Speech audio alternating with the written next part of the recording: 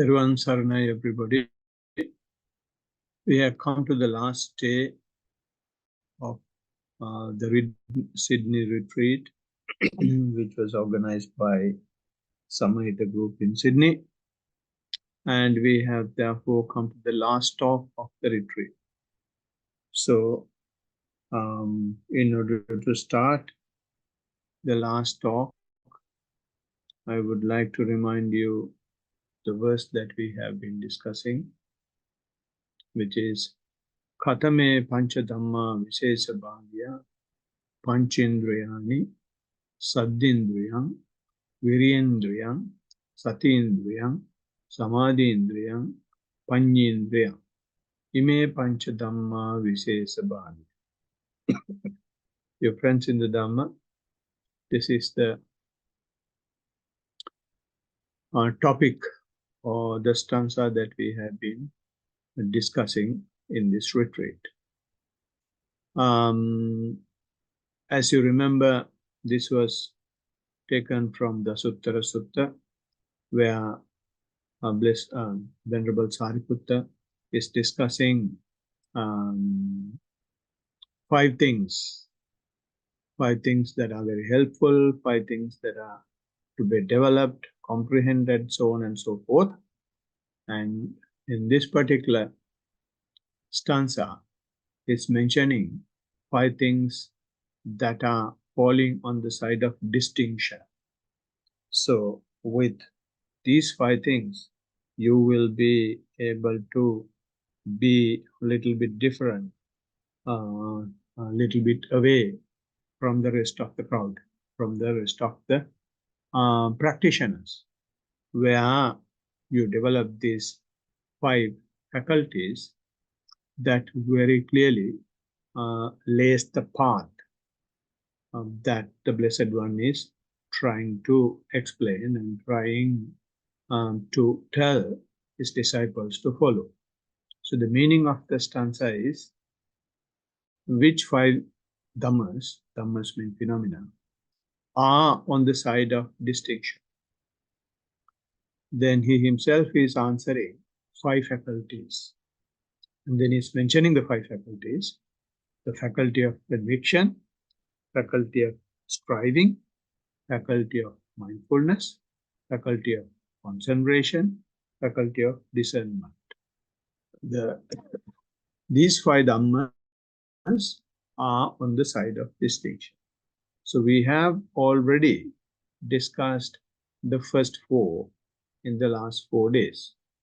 The first one was the conviction faculty. So if I just give a brief update on that, rather a reminder of that. Here, conviction means the faith in the teacher, faith in the teaching, faith in the disciples of the teacher, and the discipline itself. So if you have this faith, Blessed One is talking that conviction, and not the conviction that we have in our day-to-day life. Because when we carry on with our day-to-day activities, we do have faith in all what we do. That's not what he's mentioning here. And we discussed that there are 3 types of faith, and they are Pasada Saddha, Okappana Saddha, Adhigama Saddha.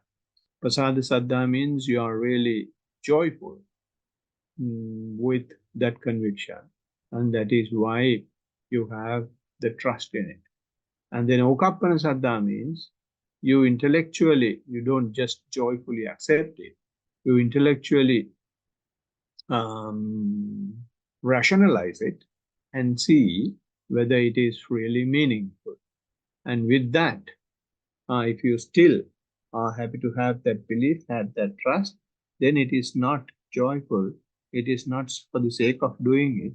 You are doing it with wholeheartedly because you have used all your checks and balances to understand whether it's the right thing to do, and you are happy with it. So that is called Okappana Saddha, or awakening conviction. And after this awakening conviction, there is another one which we call Adhigama Saddha, that is the attained faith. You attained faith means you no longer have any faith in it, you have reached there. So it's like you know that there is a path to go somewhere, and you know that people have gone there, but you have never been. Once you really walk on that path and reach there, there is nothing to believe that it is a place that you can go to. You yourself has gone. So like that, it is the attainment of the faith. So this is the difference in the faith that the world is having in other denominations and the faith the Blessed One is talking about. It is verifiable. But in most of the other systems, the faith is there. That faith cannot be verified. So Blessed One has very clearly mentioned how that verification can be done in the Chanki Sutta. And then by doing that, all what you do is you ensure whether what you believe is true or not. If you don't test it, then what happens is you will be maybe true, maybe false, but whatever it is, you will be just saying, never tasted it. So when you have joyful conviction, you simply safeguard the truth. And in awakening to the truth, again, you have not tasted it yourself, but you know when you read it, when you intellectualize it, it is really the truth, but you have never woken up into it. But in the case of Adhigama Saddha, attained faith, you attain the truth. You become truth yourself, and therefore that gives you a status where there is no more faith. You have gone beyond the faith level. You have verified it. So when you have this conviction to get to attain the faith or to attain the truth, you can't just do it by offering flowers and offering incense sticks and praying. You have got to work hard. And that working hard is the next faculty that the Blessed One or Venerable Sariputta is saying that is on the side of distinction. And that energy faculty, we call it energy faculty. And what the energy faculty does is, it converts the faith into action. So in order to convert the faith into action, Blessed One says you should have padang virya. Padang virya means you should have energy. You should strive towards it. And in order to have the strive in the teaching, Blessed One is using 5 words. They are Chandang Janeti, which means generate excitement. And then Vayamati. Vayamati means you strive towards the excitement that you have.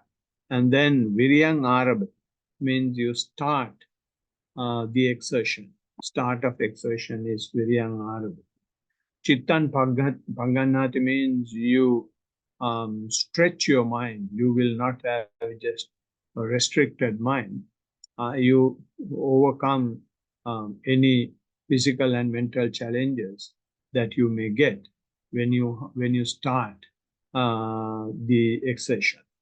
And then Padahati means you confront, you takes up, you have daredevil attitude, you have bring it on attitude, and you are ready to face things in a much more strong way, in a much more confident way. So that is called Padan. So these are the 5 ingredients or 5 evolutions of the action in the energy faculty. You first generate the excitement and then strive towards it and start the exertion, and then stretch your mind. You will not have a sleepy or lethargy mind. You stretch your mind, and chittan pagganhati, that and then padahati, you become a daredevil and you don't give a damn to anything. Whatever that takes to walk on the path, to attain the faith, to attain the truth, you will energize yourself. And the next one is by having these evolutions of actions in the energy faculty, you are achieving few things. The things that you achieve in order to attain the truth are, it says, effort for the prevention of unskilled states to arise. Call it anupannanam akusalanam dhammanam no upada.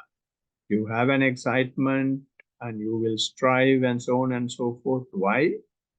To prevent the unskillful states to arise.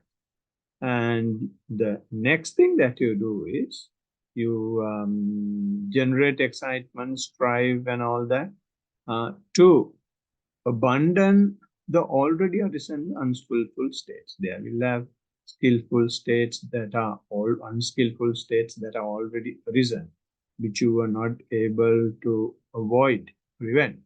And those arisen ones to be gotten rid of. And for that, if you have some excitement, if you strive, and if you start exertion and stretch the mind and takes them up, then that is the next level of energy. And then the third level of energy is on the skillful states. The first two was about the unskillful state, and the last two are for the skillful states. When it comes to skillful states, you have excitement and so on and so forth for the arising of the skillful states. If there is any skillful state that is not yet arisen, you strive towards it. You start exertion, stretch your mind, and you take up any challenges that comes your way to develop the skillful state. And once the skillful states are developed, then you have the challenge to sustain them and not to be confused about it. Not to be, you will have to be heroic sometimes, because this is a new skill.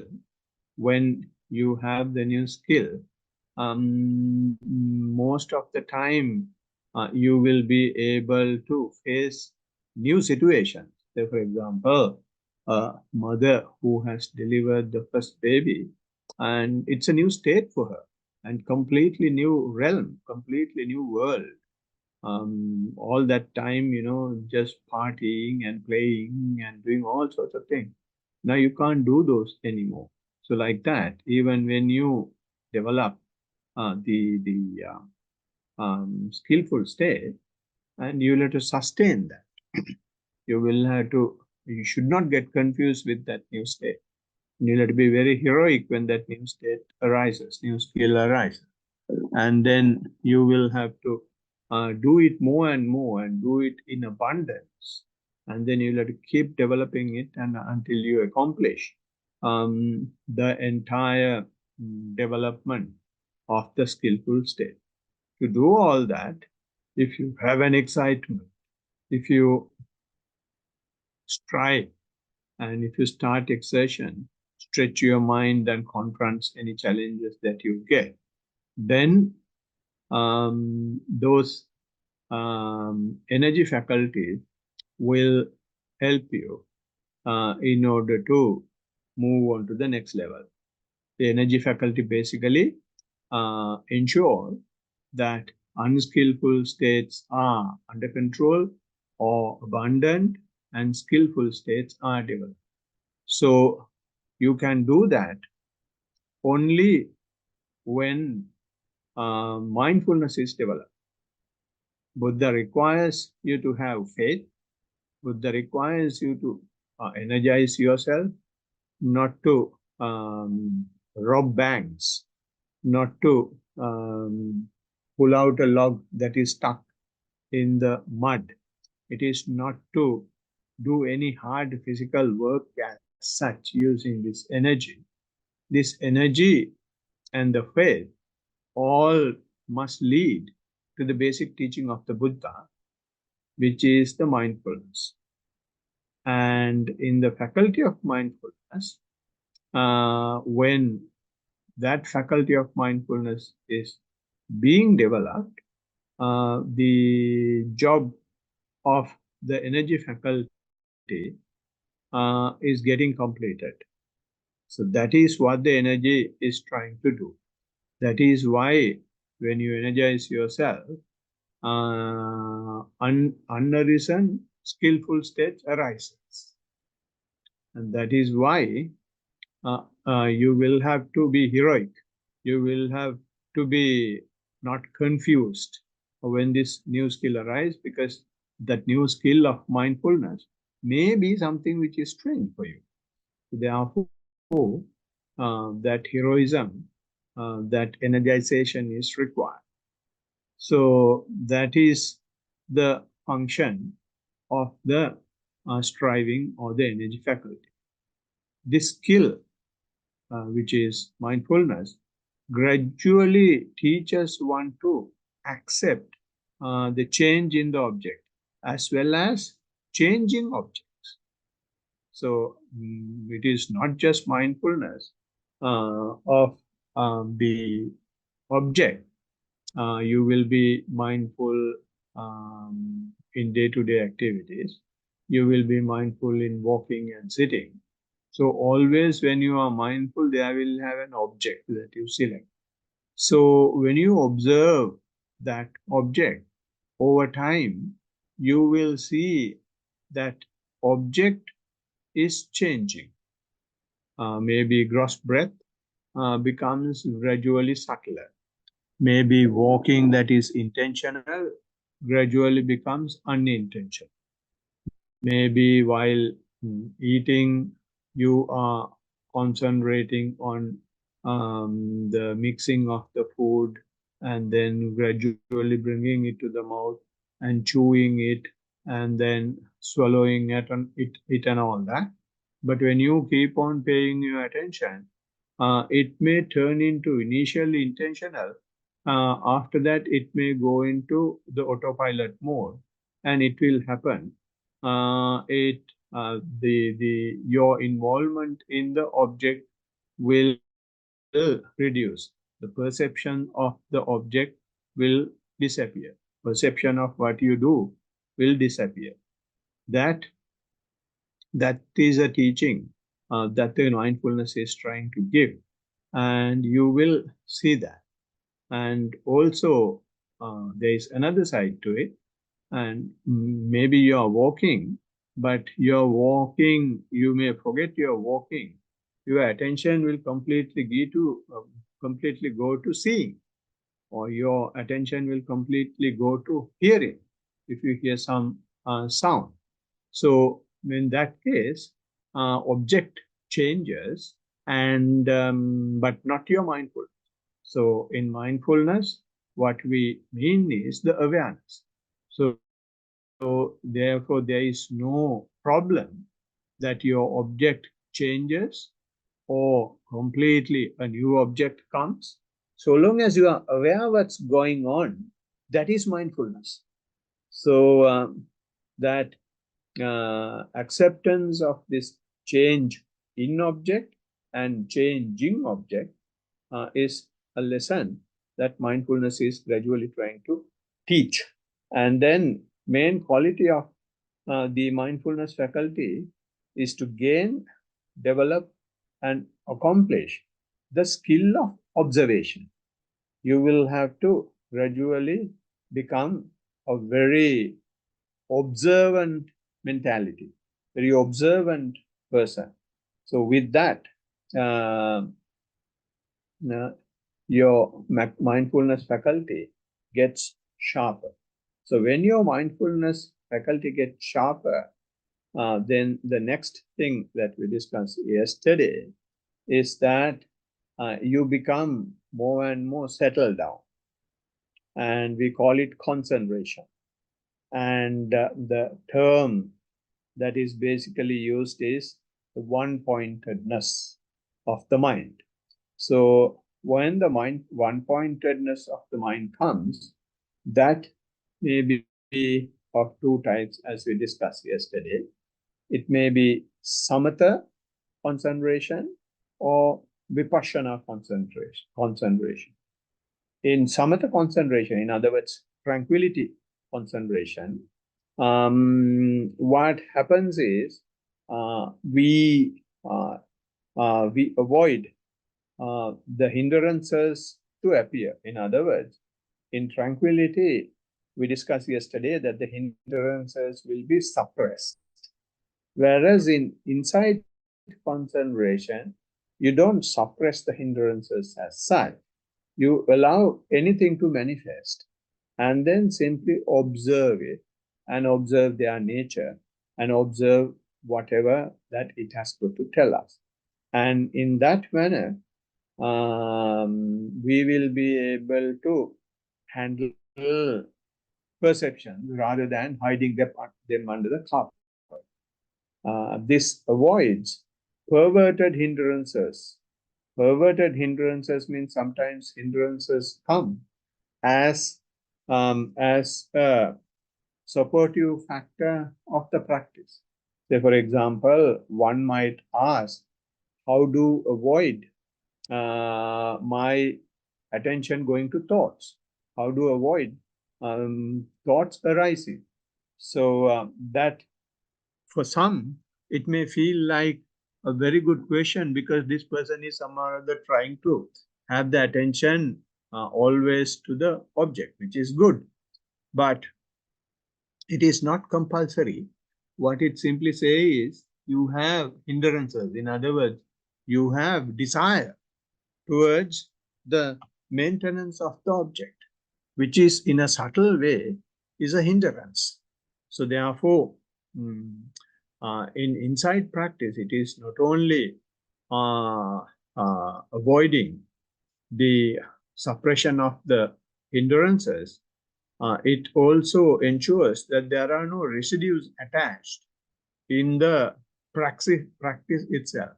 When there are a residue of hindrances that are available, then it will not be very clearly visible, but it will be visible only when the practitioner is giving the report, only when he is talking about his practice. So when such perverted hindrances are also gradually challenged and as much as possible avoided, it creates another gradual change in the attitude.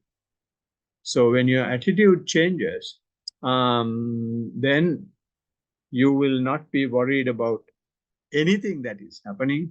You will be a simple observer. In that simple observation, no matter what comes, you will be settled.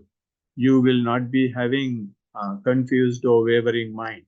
So not having confused or wavering mind, even when your object is changing, even when the object itself is moving to a different object, that is also sort of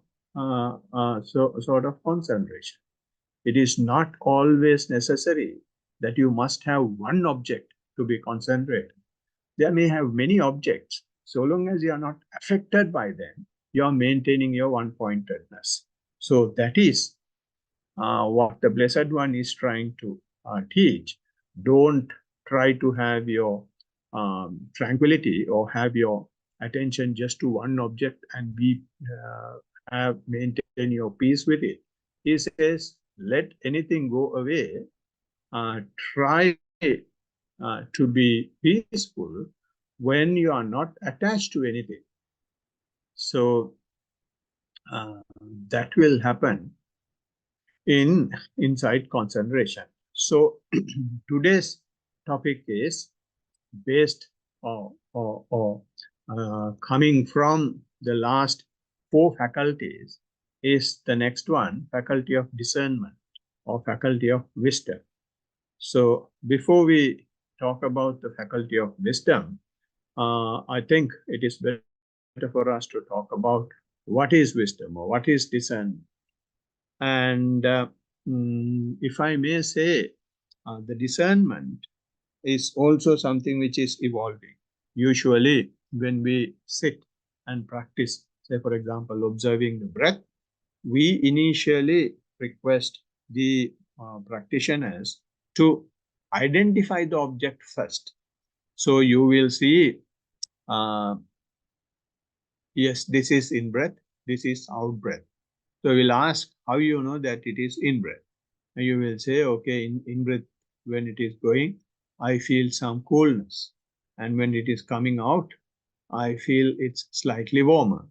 Or you will say that you will see, observe something is going in, wind is going in the case of inhalation. And in exhalation, you will see that air is thrown out.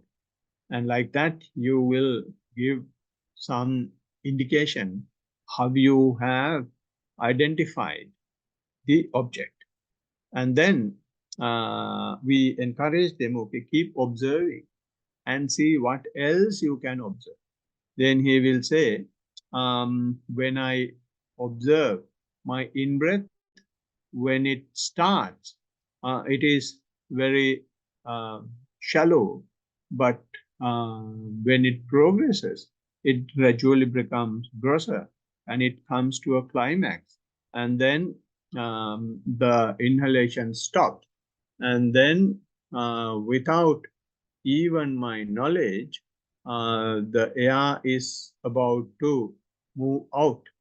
And then when moving out happens, initially for some people, they will have gushing out of wind initially, but slowly it will slows down and it will become shallower. And that way, not only just you identify the object, you will see different types of other facets of the object as well. I just gave one example of how you will see the beginning, middle, and the end of the inhalation and exhalation.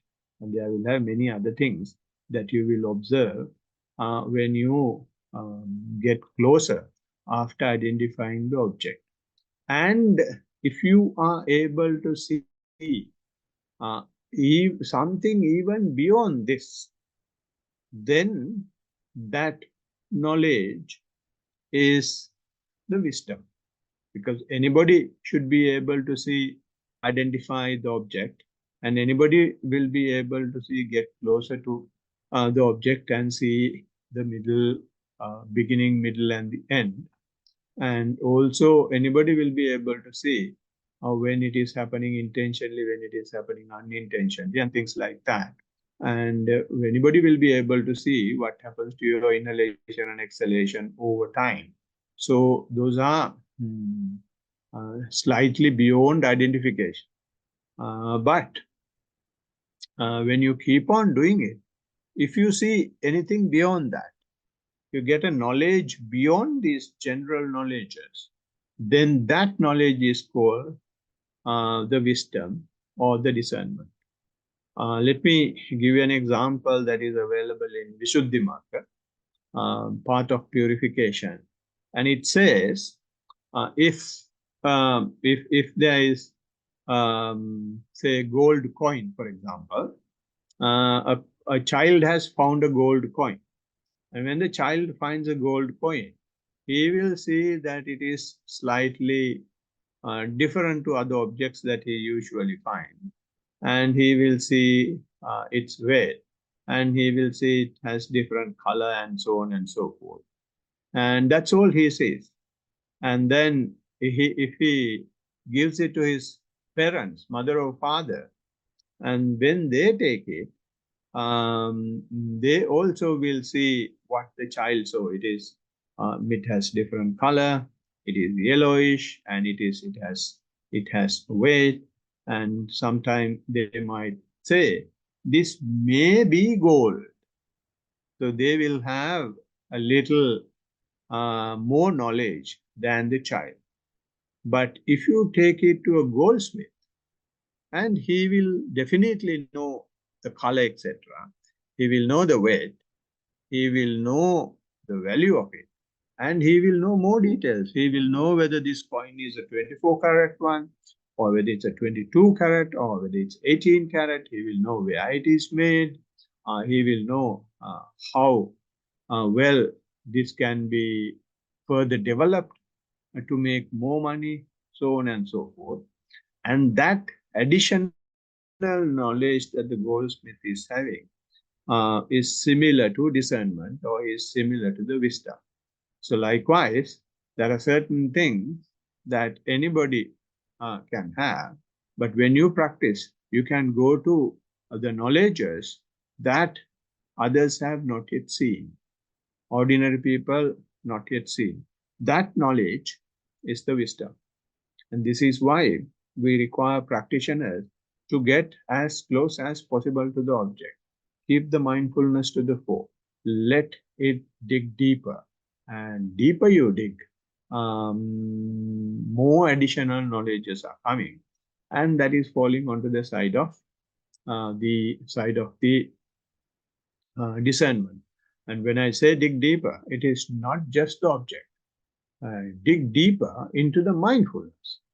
Let anything come, and you sharpen your mindfulness as much as possible to see, to go through, to penetrate into any phenomenon that arises. So this child is like, therefore, in this case, is like a person in the sensual world, and such people will not be able to see the value of human life. So it's like not knowing the value of the gold. But if there is someone who has listened to Buddha, or who has heard what Buddha is telling, and because of that he thinks it is good to do good things, and it is good to avoid bad things, and he's doing all pujas, and he's doing all offerings, he's so generous and observing precepts and all that, and that person is like the mother, and mother knows little bit more than the child, but not completely out of it, and doesn't know a greater detail of it. So therefore, although she has discernment, it's not sufficient. Very poor, very weak discernment is there. And if there is someone who is really received the message of the Buddha, and is really taken that message on board and practicing,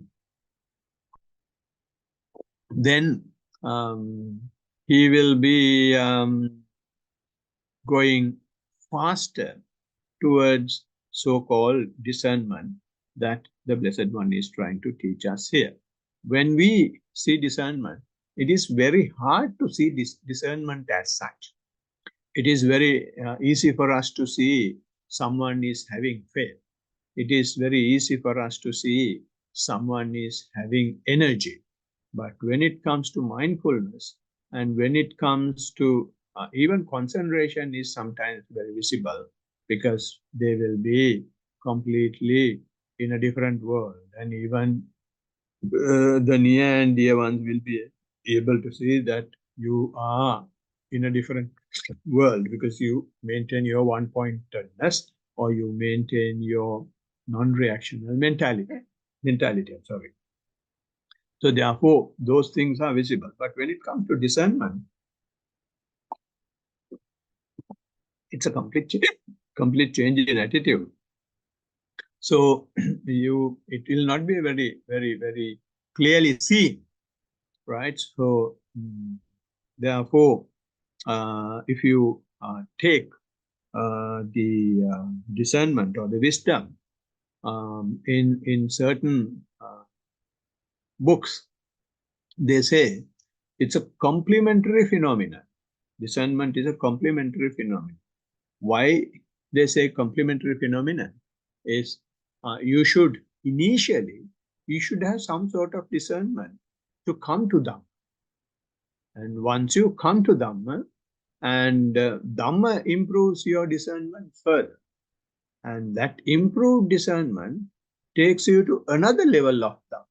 Like that, it keeps developing, it keeps growing from day one up to the final liberation. If I give you a simple example, you should be knowing the Sonadanda discourse. In Sonadanda discourse, the Sonadanda meets the Blessed One. Blessed One is asking a very straightforward question. The question is asking is, what are the factors that you will consider in appointing a Brahmin as a leader of the Brahmins? Then Sonadanda says, it's a simple question. We have 5 factors that we consider. Number 1, his generation should be very clear. He should be a very smart person.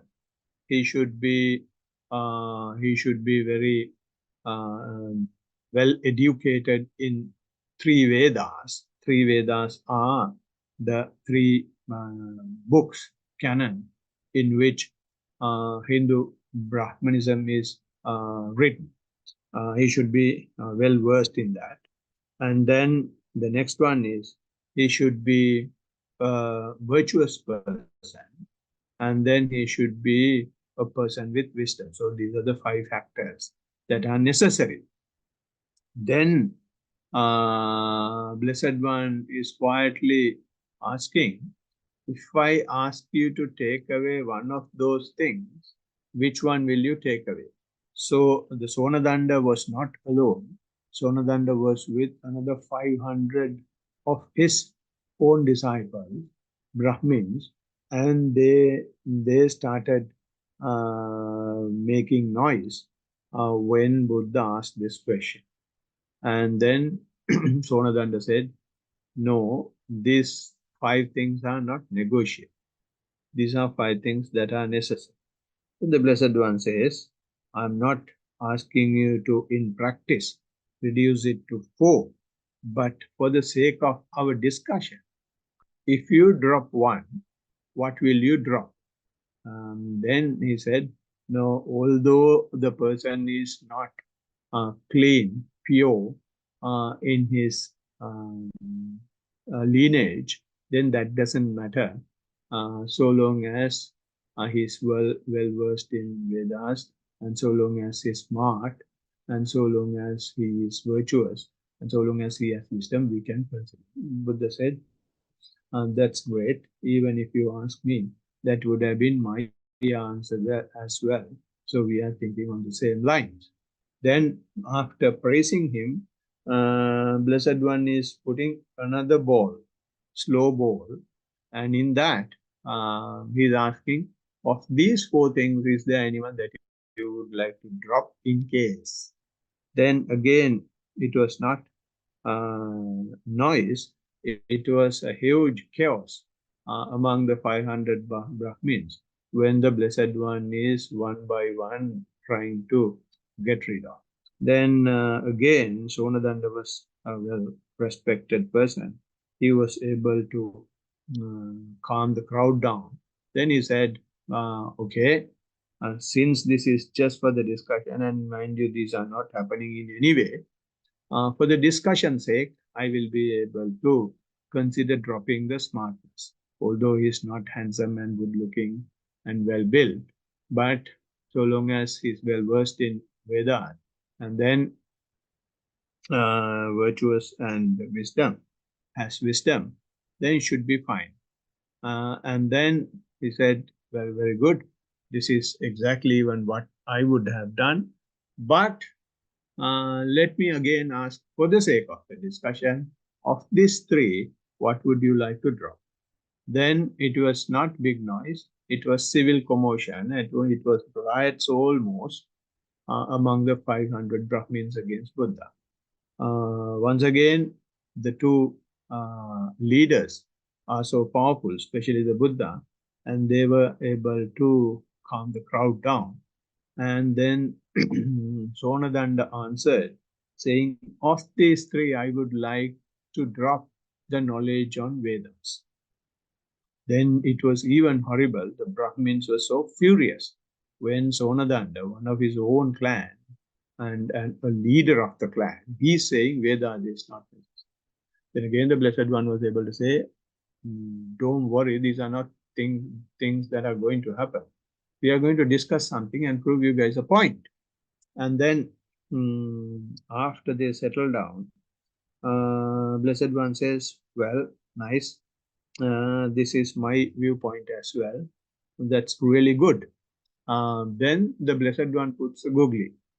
Task of these two, which is being virtuous and being wise, of these two, which one are you going to draw? Then Sonadanda says, now there's no more bargaining. Bargaining is over. He says, Silavantasya panyo, panyavantasya silo, natti silo, natti panyo, natti silo. Which means one who is virtuous is wise. One who is wise is virtuous. If one is not virtuous, he is not wise. If one is not wise, he is not virtuous. These are the statements made by Sonadanda. Blessed One said, sadhu, sadhu, sadhu. You are 100% correct. So why I brought this story here is because to show the complementary nature of the wisdom faculty. It says, if you are virtuous, you are wise. If you are wise, you are virtuous. If someone is not wise, they will not give a damn about the precepts. So if someone is observing at least one precept, if someone is at least thinking to observe precept, if someone is at least seeing that he is breaking precept, that you can see that only because you are virtuous. Only because you are wise. So when someone is wise, you will see your own weaknesses. And that is what the mindfulness does. When you bring your attention to yourself, what you will first see, the defilements you have, the bad qualities you have, unwholesome nature that you have. You will say, I'm doing these things. I have hundreds and hundreds of cases where people have seen these things and corrected themselves.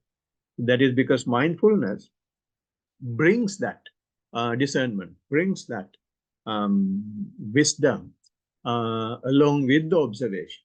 Earlier we have been observing outside world. Now we observe inside. Now we see at ourselves, look at ourselves. When we look at ourselves, we start seeing the things that we have not seen in the past. So therefore, this is just the start of the wisdom. You become virtuous.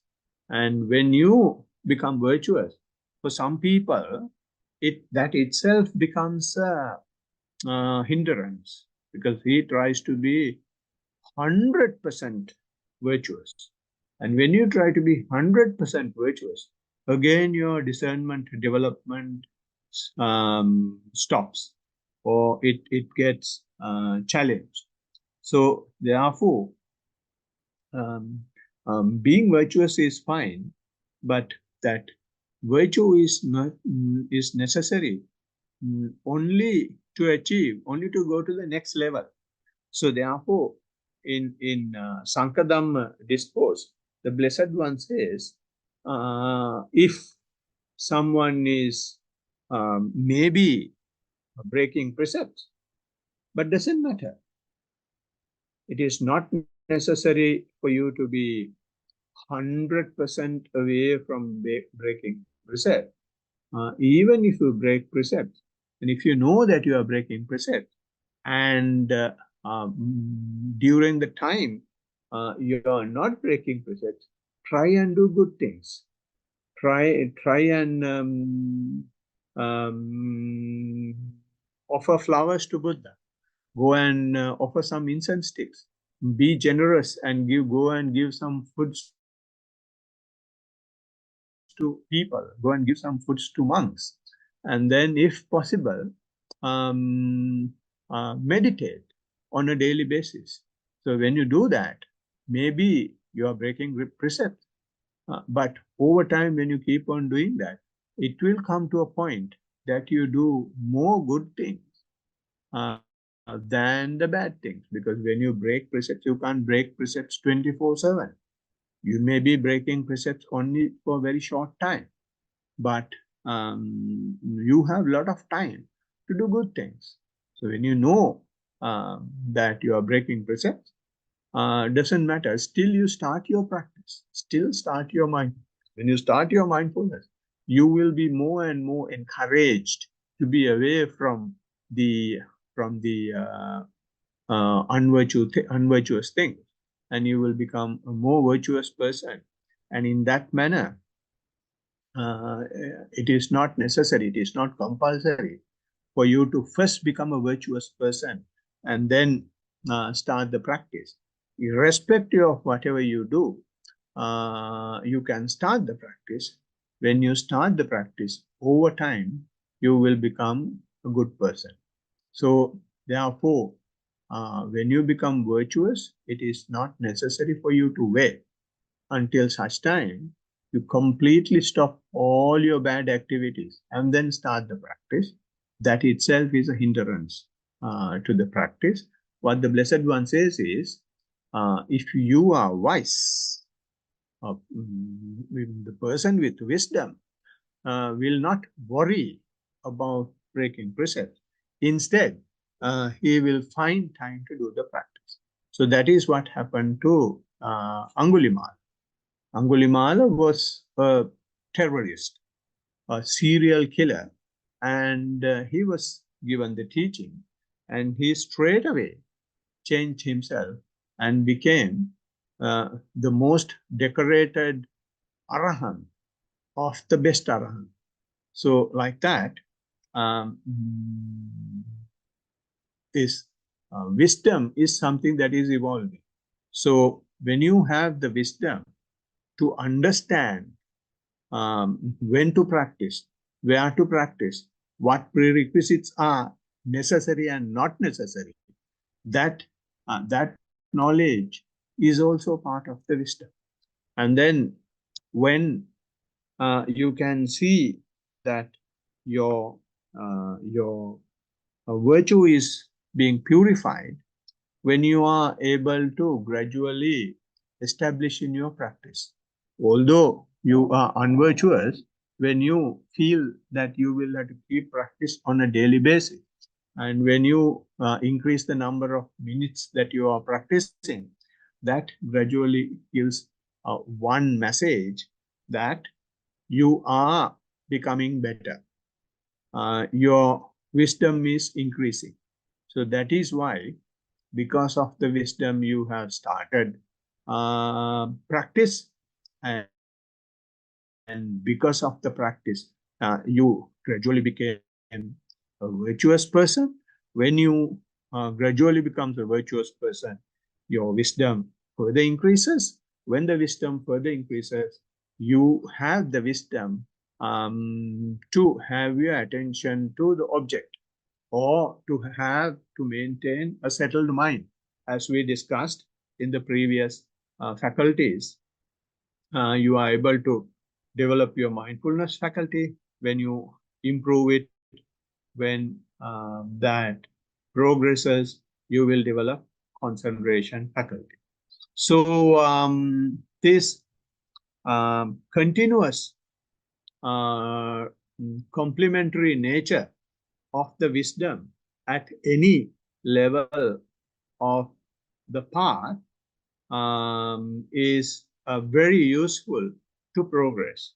And when I say wisdom, wisdom is nothing but allowing your mind simply to accept the present scenario, accept the present scenario in yourself.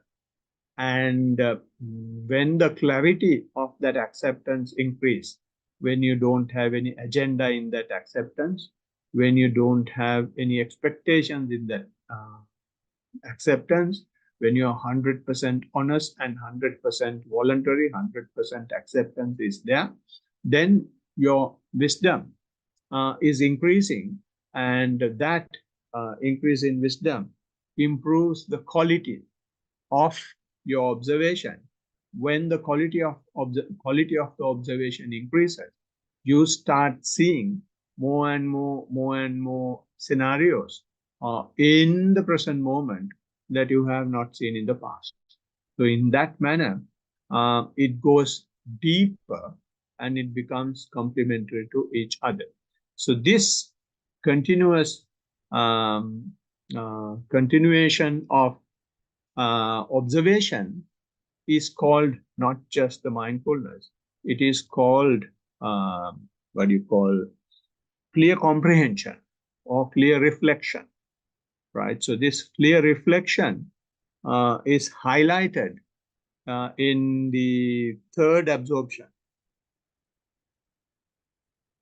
When you are concentrated, when you have the concentration faculty, that concentration faculty, the sharpening mind, is only paving the way to have improved wisdom. So in the first and the second absorption, it is not very much visible because you will be with the object and you will be very happy to be with the object, and you will not be able to really see whether mindfulness is playing a great role. But when it comes to the third absorption is slightly challenging. I'm not going to explain the first and the second absorption at this stage because it will take time. In the third absorption, it says, with the fading of rapture, he remains equanimous, mindful, and alert, and senses pleasure with the body. He enters and remains in the third jhana, of which the nobles one declare, equanimous and mindful, he has a pleasant abiding. So this is the first place where they are talking about what you call mindfulness and clear comprehension. The word that is used in this translation is mindfulness and alert. Alert means you are not simply mindful, you continue that mindfulness. That is the meaning of alertness. Or the clear comprehension means you let the mindfulness flow, continue, no matter whether the object is changing, no matter whether the object itself is changing to a different object. You will simply keep your alertness and let whatever happens happen. So this clear comprehension comes, this alertness mainly comes because of one reason. He says, this says, with the fading of the rapture. Now, rapture is a positive quality that you have generated from the first and the second absorption by coming out of the sensual world, by coming out of the sense pleasure. You have taken your attention to the object. Since you have taken your attention to the object, now you have less friction. You don't have the friction in the sensual world. Therefore, you are more and more happy. And when you are happier, you feel that. That feeling is called the rapture. And what third absorption says is, when you are rapturous, you will keep observing it. When you keep observing it, you feel the rapture itself is fading away. So when the rapture itself is fading away, it's a good depot, good juncture, where we can see whether this person is developing mindfulness and clear comprehension, or mindfulness and alertness, or whether he is developing tranquility or tranquility concentration.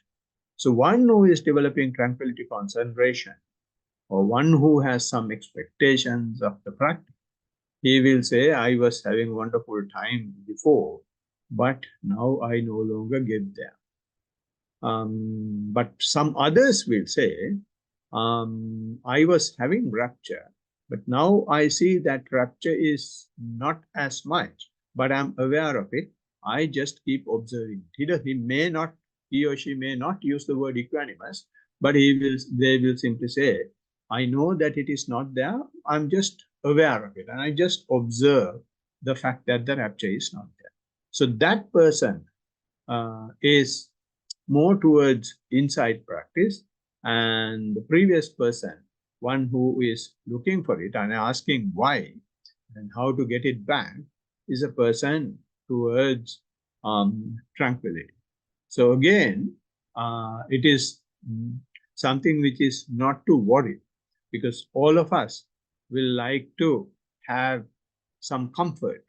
So when you lose that comfort, it is naturally nature. It's a nature for us to question what happened and why, how do we get it back. So therefore, it is the duty of the teacher to understand this and explain him or her that what we are learning here is the awareness, and don't worry about whether it is there or not. You knew even it was there. Now you know that it is not there. You just start appreciating that knowing instead of trying to look for what is lost. Looking for what is lost means you are trying to go away from the present moment. You are trying to hate the present moment. Instead of hating it, just keep continuously observing that. So the teacher will advise like that. When he's advising like that, and if the student is ready to accept it, then although he has not seen alertness as much, he will gradually learn alertness now in the process. So therefore, in the third absorption level, we can very clearly see that the mindfulness is continuing. So that continuation of mindfulness is something which was not there before Buddha. They were getting bogged down in more and more rapture and happiness, and they forgot the mindfulness.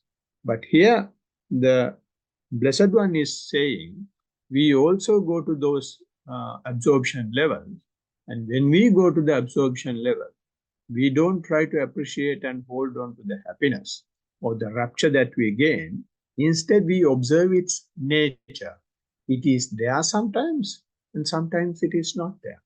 And knowing that it is there and not there is again another deeper layer of wisdom.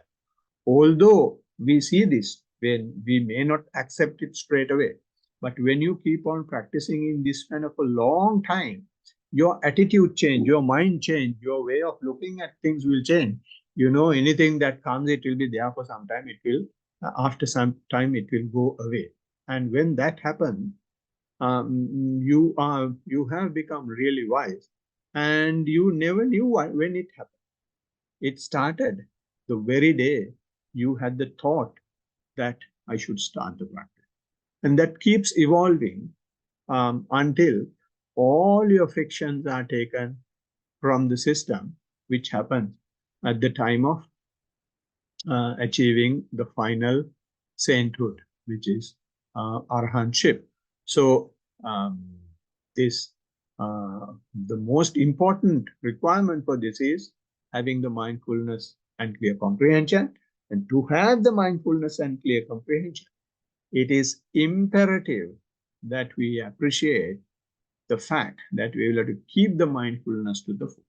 So that is an important statement that is given in the four foundations of mindfulness.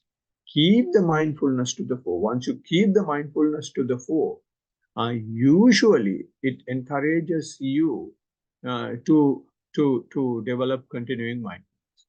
Developing continuing mindfulness means mindfulness and clear comprehension. Having mindfulness and clear comprehension means you simply become an observer.